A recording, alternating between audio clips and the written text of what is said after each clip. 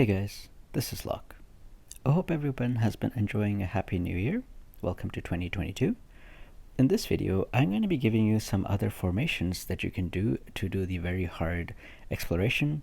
The team that I have loaded on right now, this is the team that I talked about when I did this video, I think like 2 videos ago, where I have Kade using his skill to have 100% cooldown, and then I have Karen and Shay as healers, and then I have a DPS unit.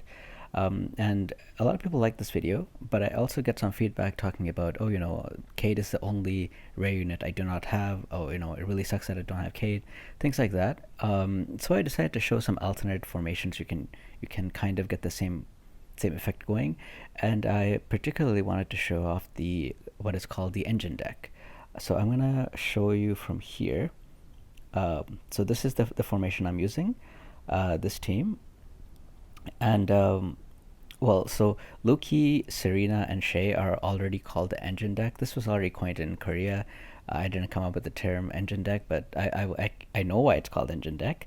So Shay has her ultimate. Sorry, she has a passive that every time she attacks, she increases her ultimate gauge. So this means that she can build up her gauge pretty fast. And if she does build up her gauge, then she can, when she uses her ultimate, everyone also increases the effect of the ultimate, right? Like everyone gets to use their ultimate right away, almost.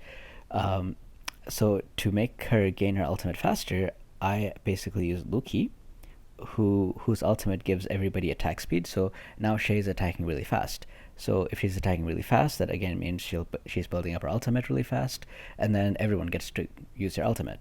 And Serena, she gets everyone to reset their skill cooldown. And again, her ultimate is being used really fast because of Shay's ultimate, right? Like all of them get their ultimates off really fast. So these three are called the ultimate. These three are called the engine deck for that reason. So I am pairing this with Theon, who has a similar ability to Kade. He also has a skill which has 20-second cooldown, which you can use like a set like this to bring the cooldown down. And in game, like when you're actually in battle, this actually goes to 20 seconds. It says 22 right now, but in the battles it'll be 20.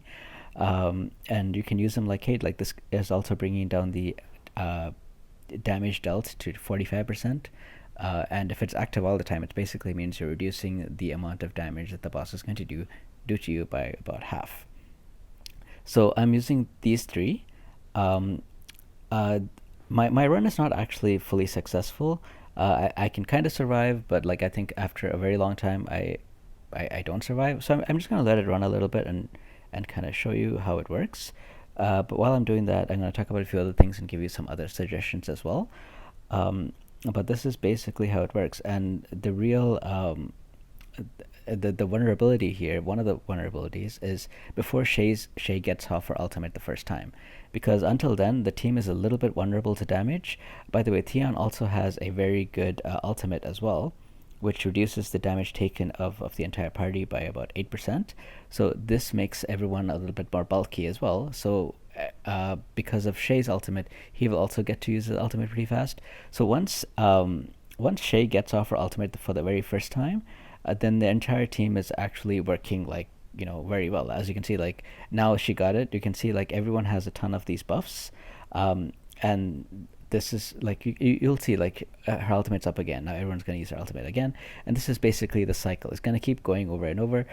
Shay is going to keep getting off her ultimate really soon because of Luki's ultimate, which then gets off everyone else's ultimate. And again, this is going to go on and on.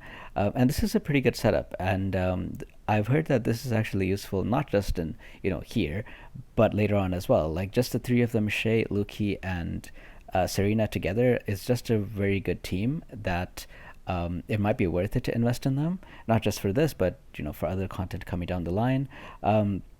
I mentioned that my team can't actually do this just right now, and the reason for that is because I haven't invested in their potentials. Like as you can see, Theon has 000, Luki has 333, Serena has 466, and Shay is the only one that actually has decent potentials invested in her. So I did this earlier, and I found that first of all, you can see the damage is really low. He's barely taken any damage because again, I haven't really invested in their in their potentials much, and so they're all missing a ton of damage. And after a while, it just so happened that they got like hit back to back or something, and two of them died. And I don't have any revive. I'm not running Karen. So for me, this run is not working. But if you are interested in doing something like this, like maybe this exact team, you can think about maybe investing in their potentials. So that's so I wanted to show this off and give this to you as one potential idea. Now I'm going to show you another idea. So I'm going to get out of here, and so here, you instead of using Luki, you can use like an actual DPS, right? There's no reason to like if Luki isn't, if you haven't really invested well in Luki, you can kind of take him out, and you can put in. So I happen to have Cosette now. I got her on New Year's Eve, so that was a great present for me.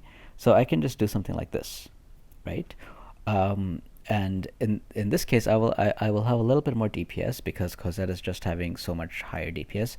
Instead of Cosette, I could use her or something, and I'm still the team is still running well. The only difference now is that Shay will not be getting off her ultimate so often, so I will not be having ultimates going off as it did before. So that's one thing that I have to and if ultimates are not going off as much as before, that means basically I have to be wary of Theon's skill not going off all the time. Like Theon was helpful to keeping my team alive, right? Because he has this as an ultimate. So if I'm running this team, so I just have to be wary that I am losing out on like 8.4% of damage mitigation for the whole team, and that might be fine, right?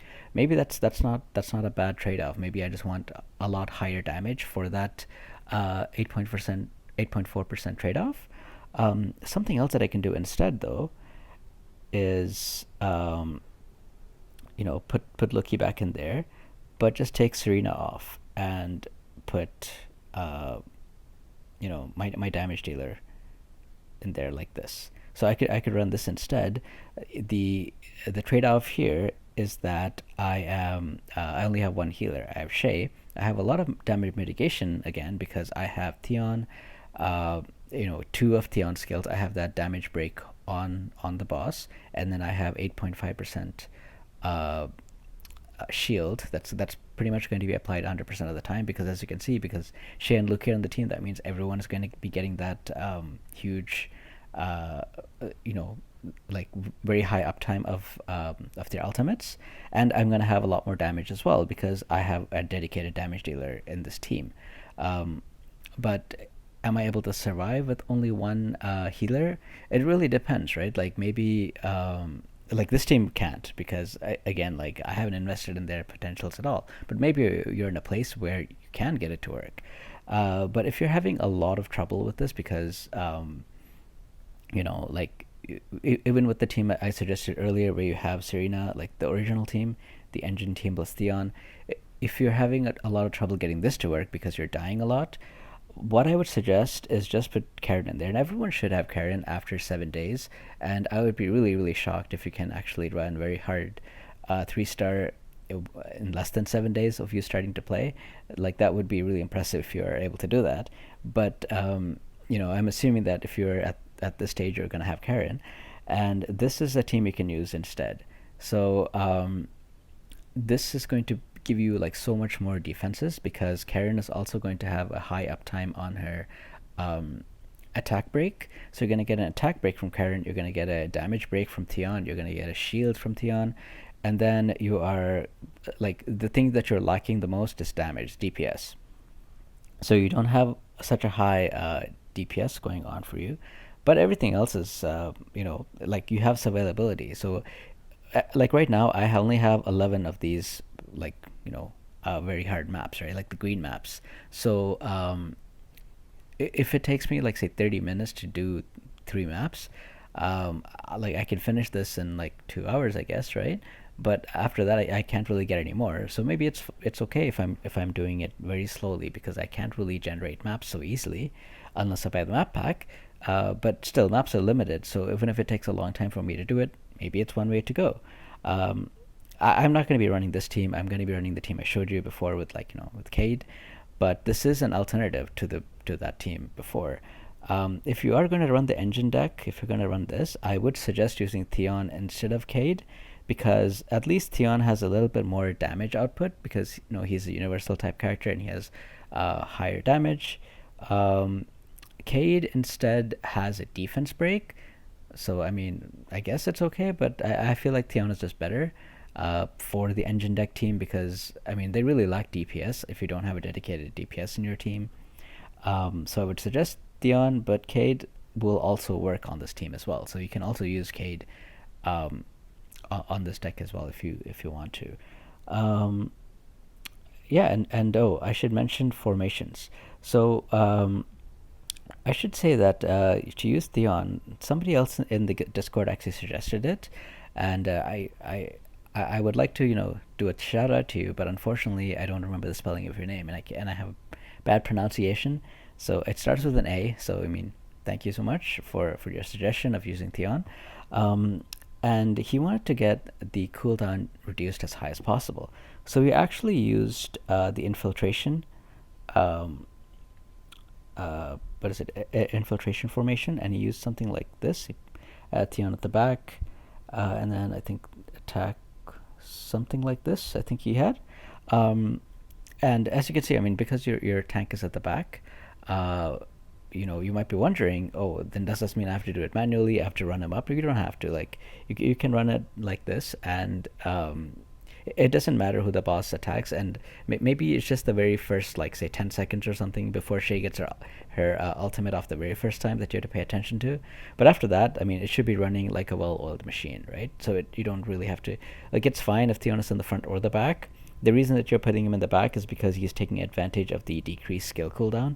I found that, well, so for this one, the tanks at the back, like if you're running an actual tank, like, where is a tank character like that? Like he benefits even more from the skill cooldown because he gets 7% cooldown off, whereas somebody like a universal character will only get 3.5% cooldown. If you're looking for the highest skill cooldown, through formation, I think the highest one is actually this one, bombardment. The unit in the middle will have the highest cooldown because where did it go? Sorry, no, it's not bombardment. It's something else. It's this one, the rush formation. The unit in the middle will have the highest one. At level 10, it's 8.5. The other ones that I found is not as high as 8.5. It's lower. So I think this is the highest skill cooldown decrease formation for a specific unit that you can find. As I said before, the one that I talked about, infiltration, that's higher, but only if it's an actual tank. For a universal character like Theon, it will not work. If you are using Kade, that might be something that can work for you. You can put Kade there instead, and you can get his cooldown reduced drastically. So this can work. Yeah, so I mean, you can figure out how you want to run it. Maybe you don't. Maybe you want to use this skill cooldown and you want to use like a defense set on him or something, and you have the accessories to get his skill cooldown further, so you don't actually have to run a cooldown set on him this way. So it's just different ideas I'm throwing out to you. You don't have to run it the way that I ran it in the first video. That was just my first take on it, and I'm like, hey, this is working. Let me get this information out, and then I'll work on it a little bit more and figure out some ways to iron out the details. And so that's what I'm doing, and I'm giving you guys more suggestions and more ways to run it. But yeah, I think this is a fantastic skill that Kade and Theon has. I think that dealt damage decrease is such a powerful effect, and definitely take advantage of it, especially for scenarios or like boss fights where you have to deal with the boss and it's just a one-on-one fight where you're dealing with one boss, not like a multitude of enemies. There is one other unit that also has a skill like that, and that's Ian. He has this skill, again, it's dealt damage is decreased, but there are a few things that set Ian apart, negative stuff, unfortunately. The first thing is that his debuff is actually weaker than the others, at level 20, it's 42%, whereas Kade at level 20. I mean, I'm just saying level 20 to compare apples to apple. But at level 20 for Kade, it's 61%. So you can see it's like a difference of about 20%. And so if they're both at the exact same skill level, like if they're like level 15, as you can see, Ian's will be a lot weaker than Kate's. The second thing is that because Ian is a green type of unit, which is a greater type of unit, and Kade and Theon are, rare units, Ian's stats are also lower. So I found that sometimes it's a little bit more difficult to keep Ian alive, whereas with Kade and Theon, it's not as much of a problem. And Kade is a tank type, with Theon being a universal type, so they also have higher HP than Ian, who is a support type, and he doesn't have as high HP or defense. So those are the things that kind of set Ian apart from the others. But however, he is a healer, so you can bring him. He has one healing skill, and he also has an ultimate that also heals all allies as well. So you can bring him as a second healer instead of bringing them. You can run it that way. You can put him in the what's it called, in the engine deck as the fourth member if you want, and get his ultimate off often, so that you have actually 3 healers instead of 2. You have him, you have Serena, and you have Shay. So you can you can run them that way if you find that you still need even more healing than the 2, because you're just under leveled or under geared or something, but you still want to do the very hard stage. And also, you don't even have to do the very hard 3, right? Like, you can do the other ones. You can do like these ones if you want instead as well. Maybe that might be a little bit easier, possibly. But yeah, like, you have a lot of options. You don't have to do exactly what I said. I'm trying to throw out more ideas, figure out what works for you. Not everyone has access to the exact same units that I have, and the amount of shards that you're getting for these units are also going to be different. Like, maybe your Theon, you happen to pull a lot more shards of Theon than Kade, where for me it's the opposite. I have a lot more of Kade shards than Theon shards, so my Kade is a higher level than Theon. But yeah, different options, different things you can do. So I wanted to get this video out to you guys.